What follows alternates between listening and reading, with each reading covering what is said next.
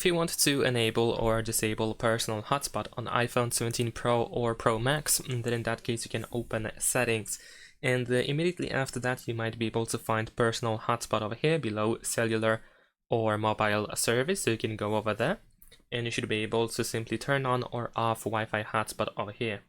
If you cannot find it in here in the main menu of settings, then you can go to cellular or mobile data or mobile service actually, and over here you can find Personal Hotspot as well.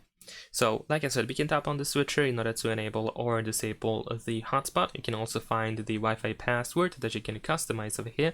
And also if you go to Control Center and if you open this section with connections, you can find Personal Hotspot in here as well.